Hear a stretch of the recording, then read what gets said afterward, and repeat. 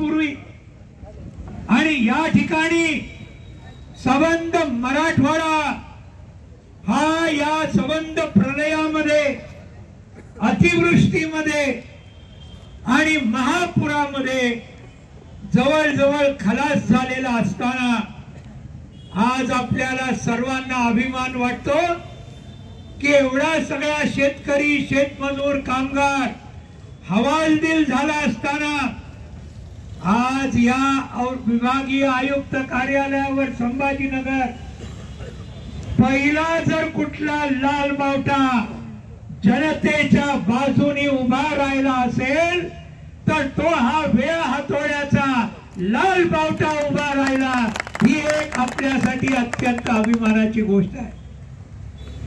मराठवाड्याच्या इतिहासामध्ये हे लिहिलं जाईल की जेव्हा जनता प्रचंड दुःखी होती, जनतेवर आभाळ कोसळलेलं होतं, त्यावेळेला वेगवेगळ्या बावट्याचे लोक हे स्वतःच, विशेषतः भगव्या बावट्याचे लोक हे त्याच्यामध्ये कशी ठेकेदारी अजून चालेल आणि लोकांच्या या सगळ्या दुःखाचा अजून कसा फायदा उपटता येईल हे जेव्हा भाजपवाले आणि त्यांचे दोस्त करत होते, तेव्हा लाल बावट्याचे कार्यकर्ते 8ही जिल्ह्यामध्ये फिरून या ठिकाणी हजारो कार्यकर्ते आले। केवळ आले नाही, विभागीय आयुक्ताचं गेट तोडलं, त्यांच्या समोर जाऊन बसलो आणि मग जेव्हा रीतसर चर्चा झाली तेव्हा आपण या ठिकाणी परत आलो। यातून जो लढाऊपणा आपल्या सर्व कार्यकर्त्यांनी दाखवला, आज आपल्या तिन्ही संघटनांच्या वतीने आपल्या सर्व कार्यकर्त्यांचं, शेतकरी, शेतमजुरांचं आणि कामगारांचं या ठिकाणी अत्यंत मनापासून अभिनंदन करतो आणि आपल्या सगळ्यांना क्रांतिकारी लाल सलाम करतो। आज मित्रांनो, अगोदरच्या वक्त्यांनी आपल्याला सांगितलं, मागण्या एकदम स्पष्ट आहे, पण आज या सगळ्यामुळे काय होत आहे, नांदेडच्या शेतकरी आत्महत्येबद्दल आपल्या कार्यकर्त्यांनी इथे सांगितलं। काल बातमी आहे, याच संभाजीनगर मध्ये अतिवृष्टीमुळे एक जोडपं होतं आणि आळंद नावाच्या गावामध्ये फुलंब्री तालुक्यात याच संभाजीनगर मध्ये त्या ठिकाणी बायको हे संबंध शेती खलास, गुरढोर वाहून गेलेली आणि त्याच्यामुळे कर्जामध्ये बुडलेले, काय केलं तिने बिचारीने, विहिरीमध्ये उडी घेतली। कालची बातमी आहे, विहिरीमध्ये उडी घेतली, आत्महत्या केली। एक शेतकरी महिला, तिला बाहेर काढलं, तिचं प्रेत बाहेर काढलं, त्या ठिकाणी तिची अंत्ययात्रा निघाली, अंत्यसंस्कार झाले आणि अंत्यसंस्कार झाल्यावर त्याच विहिरीजवळ तिच्या पतीने गळफास घेऊन लगेच आत्महत्या केली। अशी एक अत्यंत करुण कहाणी याच जिल्ह्यातली काल वाचनामध्ये आली। मला विश्वास आहे औरंगाबादचे कार्यकर्ते उद्या किंवा परवा 1-2 दिवसामध्ये आपले CITUचे कार्यकर्ते, किसान सभेचे कार्यकर्ते हे निश्चितपणे या फुलंब्री तालुक्याला भेट देतील, आळंद गावाला भेट देतील आणि त्या ठिकाणी त्यांची जी मुलं आहेत, त्यांचं जे कोणी कुटुंबीय आहे त्यांना भेटून त्यांना जी काही मदत शक्य आहे तेवढी नक्कीच आपण देऊ। आज अशा अनेक घटना घडतायत, मराठवाड्यामध्ये घडतायत। गेल्या आठवड्यात संयुक्त किसान मोर्चाचे नेतेगण राकेश टिकायत, डॉक्टर अजित नवले, आम्ही सगळेजण, यशवंत झाडे आणि शेतमजूर युनियनचे नेते, CITUचे नेते, किसान सभेचे नेते विदर्भातल्या 3 जिल्ह्यांमध्ये फिरू। प्रचंड अतिवृष्टी तिकडे पण झालेली आहे, शेत पिवळी पडलेली आहे।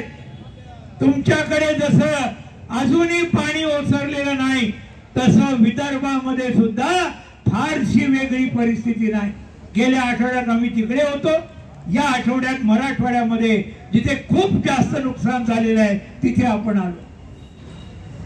हे सगळं होताना राज्य सरकार काय करतंय? फक्त आश्वासनांचा पाऊस पाडतंय. अरे खरा पाऊस तर पडून आमची वाट लागली. खलास झाला शेतकरी शेतमजूर, त्याच्यावर तुम्हाला लाज लज्जा नाही. फक्त आश्वासनांचा पाऊस. देवेंद्र फडणवीस, अजित पवार, एकनाथ शिंदे हे या ठिकाणी ज्याला आपण नक्राश्रू म्हणतो, आज ते नक्राश्रू ढालताय. कोणाला मदत मिळाली हो आतापर्यंत? आहे का कोणी माईचा लाल ज्याला प्रत्यक्षामध्ये संबंध शेत वाहून गेलं, खरवडून गेलं, जनावरं खलास झाली? एकालाही अजून मदत मिळालेली नाही. अटी शर्ती ज्याच्यामध्ये देवेंद्र फडणवीस अत्यंत त्याच्यामध्ये माहिर आहेत, हे सगळ्या अटी शर्ती आता लागणार आहे. आणि म्हणून याच्यामध्ये खरं म्हणजे आश्चर्य वाटण्यासारखं काही नाहीये. कारण हे सरकारच मुळी, आपण लक्षात घ्या, वोट चोरी करून सत्तेवर आलेलं हे सरकार आहे. ही गोष्ट आपल्याला लक्षात ठेवायला पाहिजे. वोट चोरी केली यांनी. लोकसभेमध्ये काय झालं आणि विधानसभेमध्ये काय झालं याच्याकडे एक जरी नजर टाकली तुम्हाला कल्पना मिळेल. विधानसभेच्या आधी लाखो महिलांना त्या ठिकाणी लाडक्या बहीण योजनेचे 5 महिन्याचे 7,500 रुपये दिले. बहिणींची मतं विकत घेतली. आणि आता सत्तेवर आल्यानंतर त्याच्यापैकी 6 लाख बहिणींना सांगितलं, लाच मारली आणि सांगितलं आता तुमचं लाडक्या बहिणीचं मानधन बंद करण्यात येत आहे. 1 फुटकी कवडी तुला मिळणार नाही. अशा तऱ्हेचं चित्र सगळ्या मराठवाड्यामध्ये, विदर्भामध्ये, पश्चिम महाराष्ट्रात, कोकणात, उत्तर महाराष्ट्रात सगळीकडे आहे. म्हणून फसवं सरकार आहे. आणि म्हणून यांच्या विरोधात जोरदार लढा करण्याची गरज आहे. आज हे सगळं आभाळ फाटलेलं असताना भाजपचं काय चालू आहे मराठवाड्यात आणि महाराष्ट्रात? मराठा विरुद्ध ओबीसी, ओबीसी विरुद्ध मराठा. अरे शेती सगळ्यांची वाहून गेली ना, मराठ्याची पण वाहून गेली, बंजाऱ्याची पण वाहून गेली, बंजाराची पण वाहून गेली, धनगर माळ्यांची पण वाहून गेली, दलिताची पण वाहून गेली. शेतमजूर दलितापासून ते वंजाऱ्यापर्यंत ते मराठ्यापर्यंत शेतमजुरांच्या सगळ्यांचा रोजगार गेला की नाही? सगळ्यांचा रोजगार गेला. आणि म्हणून हे सगळे जे झालेलं आहे याच्यामध्ये पावसाने जात पाहिली का हो? पावसाने धर्म पाहिला का हो? की हिंदूंचं वाचव, मुसलमानांच्याच वस्तीवर आम्ही पडतो असं पावसाने केलं? नाही केलं. पण देवेंद्र फडणवीस आणि नरेंद्र मोदी आणि या सगळ्यांचे बॉस आता 2 ऑक्टोबरला दसऱ्याच्या दिवशी काहीतरी फतवा काढतील. त्यांचं नाव मोहन भागवत, RSS चे. हे सगळं आज भयानक चित्र मराठवाड्यात, विदर्भात आणि महाराष्ट्रात निर्माण होतंय. आणि हे त्या ठिकाणी धर्माचं कार्ड काढणार, जातीचं कार्ड काढणार, आपल्यामध्ये फाटाफूट घडवून आणणार आणि या संबंध याच्यामध्ये एकूण संबंध चित्र भयानक अशा तऱ्हेचं करणार आहे. म्हणून यांच्याबद्दल सावधानता बाळगली पाहिजे.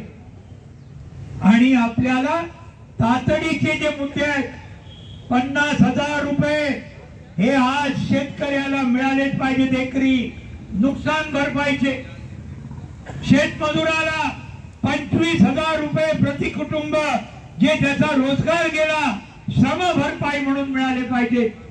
शेतकऱ्याचं सर्व कर्ज माफ झालं पाहिजे।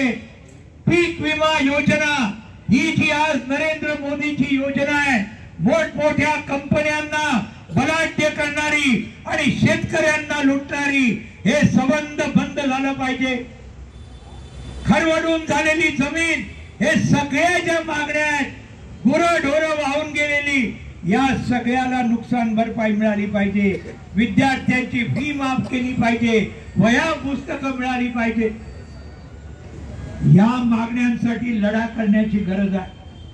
आज कोणीही जर जातीच्या नावावर, धर्माच्या नावावर जर आपल्यामध्ये फूट पाडत असेल, तर आज गरज आहे अशा माणसांना, अशा संघटनांना, अशा पक्षांना आज खड्यासारखं बाहेर फेकण्याची गरज आहे। आणि ते आज मराठवाड्यातल्या जनता, ही आज सगळी जनता एकत्र राहून हे जे बोके आहेत, लोकांमध्ये फूट पाडणारे धर्म जातीच्या नावावर, यांना आपली जागा दाखवण्याची गरज आहे। मित्रांनो, यातून सावरायला फार वेळ लागेल। आपल्याला मदत करायला पाहिजे। आपल्याला त्या ठिकाणी लाल बावट्यानी लढ्याचे मार्ग तर आपण घेतोच आहे, पण